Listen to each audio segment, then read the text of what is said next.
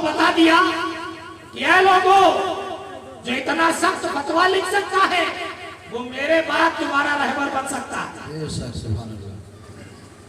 یہ بتا کے چلے گئے سرکار مفتی اعظم، اور یہ کرامت ہے اعلیٰ حضرت کے گھر کی کہ جب ان کے گھر میں کوئی بندہ بڑی عروج پر ہوتا ہے تو اس کی زندگی کے آخر تک کوئی نہیں دکھتا ہے، اور جب وہ چلا جاتا ہے تو فوراً وہ چراغ اتنا روشن ہوتا ہے سورج کی طرح کہ پوری دنیا کو دکھنے لگتا ہے۔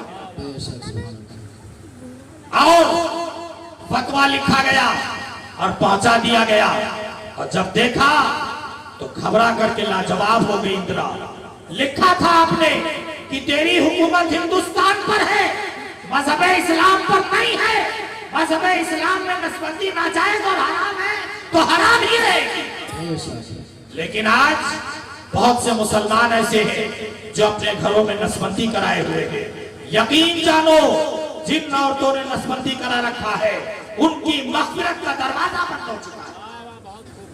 وہ نماز روزے کا آر تو بڑی دور کی بات ہے۔ سرکار مستان شاہ علیہ رحمہ کی بارگاہ ہمیں اور آپ کو یہ بات بتاتی ہے کہ یہ عظیم المرتبت بزرگ ہونے سے قبل اسلام کے بہت پاسدار تھے اور اسلام کے شعائر کے اوپر بہت عمل پیرا تھے، اور ان کے ساتھ ان کی ماں کی دعا بھی تھی۔ کیا تھی؟ ماں کی دعا بھی تھی، اور یہ اپنی ماں کو اتنے چاہنے والے تھے کہ جس کی چاہت کا صلہ یہ کہ ماں اور بیٹے ساتھ میں آرام کر رہے ہیں۔ سبحان اللہ، بے شک۔ آج تو ہمارا مسئلہ ہی سب الٹا ہوتا چلا جا رہا ہے۔ یقین جانے اس جلسے کا مقصد کب حل ہوگا؟ جب آپ کل سے مستان شاہ کی طرح نمازوں کی پابندی کر لیں، دین کی پابندی کر لیں، الحب فی اللہ والبغض فی اللہ کی زندگی بسر کریں، محبت اللہ اور اس کے رسول کے لیے شروع کر دیں، دشمنی اللہ اور اس کے رسول کے لیے شروع کر دیں۔ ذاتی دشمنی کو ڈھونڈنے والا انسان جو ہے وہ شاعر اسلام کو نہیں اپنا رہا ہے، وہ اپنی زندگی کو خلوار میں ڈال رہا ہے، اپنی زندگی کو بیکار کر رہا ہے۔ لہٰذا ان باتوں پہ عمل کریں، اور ساتھ میں یہ سمجھیں کہ ان بزرگوں سے اگر سچی محبت ہے اور ان سے تمہیں سچی عقیدت ہے تو اس وقت پتہ چلے گا جب تم خود دین کے پاسدار بن جاؤ اور اس کے ساتھ اپنے بچوں کو بھی اس طرف جانے کی کوشش کرو۔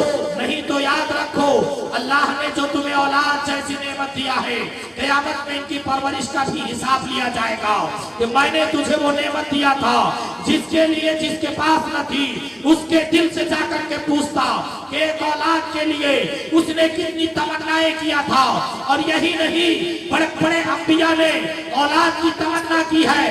حضرت ابراہیم خلیل اللہ جو جد الانبیاء کہلاتے ہیں، 80 سال کی عمر شریف ہونے کے بعد تک وہ اولاد کی تمنا کرتے رہے، ایک اولاد نہ ہوئی تو ان کی اہلیہ نے اپنے شوہر کی دوسری شادی کرا دیا۔